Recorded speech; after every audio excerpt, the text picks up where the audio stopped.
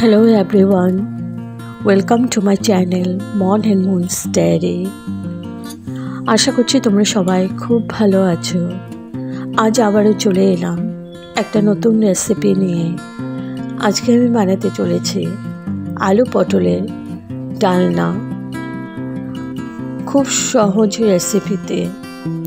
তো তাহলে চলুন কি করে বানাচ্ছি পুরোটাই শেয়ার করব। সাথে থাকুন, পাশে থাকুন। আর ভীষণ সিম্পল অ্যান্ড ইজি রেসিপি। তো এখানে আমি পটলগুলো ভালো করে কেটে নিয়েছি আলু, আর নিয়েছি টমেটো, নিয়েছি পেঁয়াজ কুচি। এখানে আমি একটা পেঁয়াজ কুচি করে নিয়েছি। এবার কড়াইতে তেল দিয়ে দিয়েছি। পুরো রান্নাটা সরষের তেল দিয়ে করব। এখানে আমি কড়াইর মধ্যে তেল দিয়ে দিয়েছি। এখানে নুন দিয়ে দিলাম, আর দিয়ে দেব একটু হলুদ। তারপর পটলগুলোকে ভেজে নেব, একদম লাল লাল করে ভেজে নেব।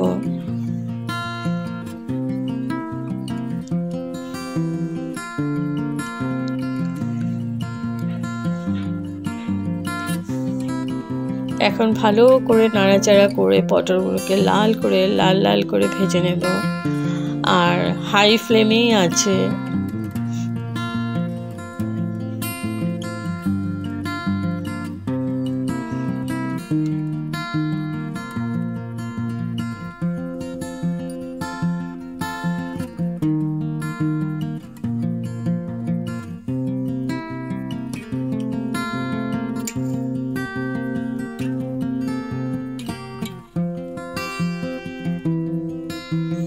পটলগুলো আমার ভাজা হয়ে গেছে, তুলে নিয়েছি।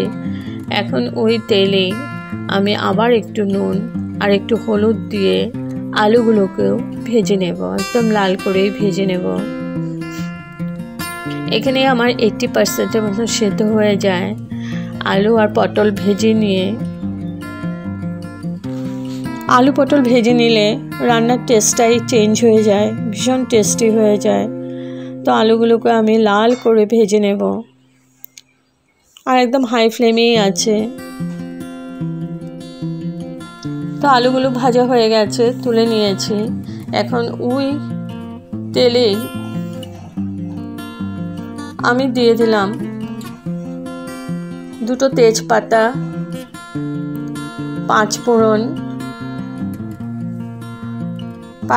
আর তেজপাতাটাকে একটু ভেজে নিচ্ছি।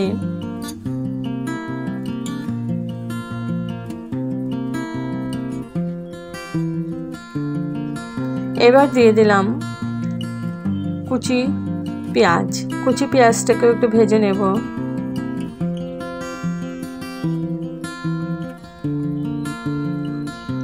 আর এদিকে একটা আমি বাটি নিয়েছি। এখানে হলুদ দিয়ে দিলাম,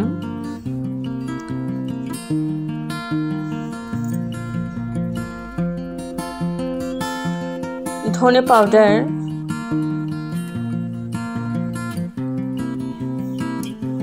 আর দিয়ে দিলাম কাশ্মীরি মির্চ পাউডার। তো এগুলোকে আমি জল দিয়ে গুলে নেব।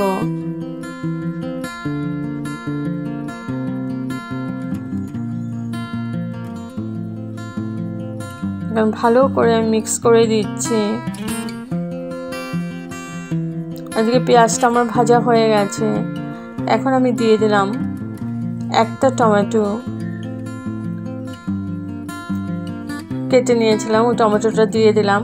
আর দিয়ে দিলাম পরিমাণ মতো নুনটা দিলে টমেটোটা তাড়াতাড়ি গলে যাবে।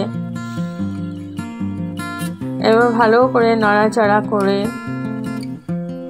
টমেটোটাকেও একটু কষিয়ে নিচ্ছি, যাতে তাড়াতাড়ি গলে যায়। আর এদিকে আমার মশলাটা ভালো করে গুলিয়ে নিয়েছি।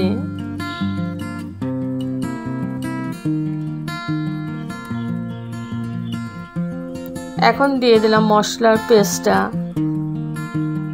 এখন আমি একসাথে ভালো করে নাড়াচাড়া করে একদম কষিয়ে নেব মশলাটাকেও টমেটোটাকেও, যাতে তেল সেপারেট হয়ে যায় আর টমেটোটাও গলে যায় ভালো করে।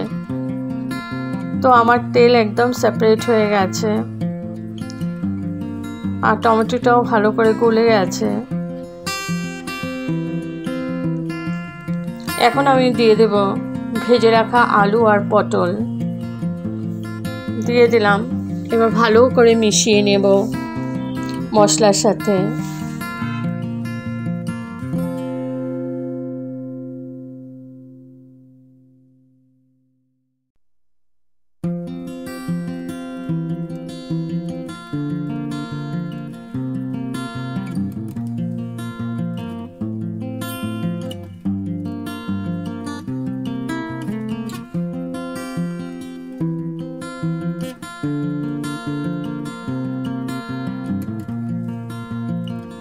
ভালো করে মিশিয়ে নিয়েছি মশলার সাথে।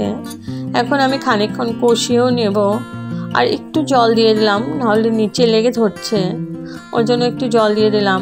আর জলটা গরম জলেই দিতে হবে, গরম জলই দিয়েছি। এবার ভালো করে নাড়াচাড়া করে আমি আলু পটলটাকে কষিয়ে নেব। ভীষণই সিম্পল ওয়েতে রান্না আর খেতেও দুর্দান্ত হয় বন্ধুরা। একবার এইভাবে ট্রাই করে দেখবেন, ভালো লাগবে। দুটো কাঁচা লঙ্কা দিয়ে দিলাম, ঝালটা আপনাদের পরিমাণ মতো দেবেন। এবার আমি ঢেকে 10 মিনিট কুক করে নিলাম। তো 10 মিনিট পর তুলে নিলাম।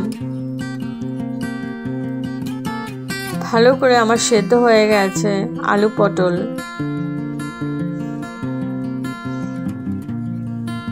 এবার আমি একটু গরম জল দিয়ে দিলাম।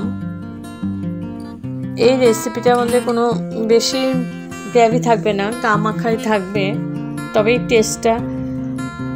টেস্টি হয়ে যায়, ভালো লাগে খেতে। তো ভালো করে মিশিয়ে নিলাম গ্রেভির সাথে। এখন হাই ফ্লেমে আছে, হাই ফ্লেমে কুক করে নিচ্ছি। এবার আমি আবার ঢেকে রাখলাম স্ট্যান্ডিং টাইমের জন্য, গ্যাস অফ করে। তো আমার রেডি টু সার্ভ আলু পটলের ডালনা। খুবই সিম্পল অ্যান্ড ইজি ওয়েতে রান্না। যদি আপনাদের এই রেসিপিটা ভালো লেগে থাকে তবে like, share, comment and subscribe করতে ভুলবেন না। সাবস্ক্রাইব করার পর পাশে থাকা বেল বাটন অল প্রেস করে দেবেন। ভালো থাকবেন, সুস্থ থাকবেন। আবার আসবো কোনো নতুন রেসিপি নিয়ে। Thank you for watching. Bye by.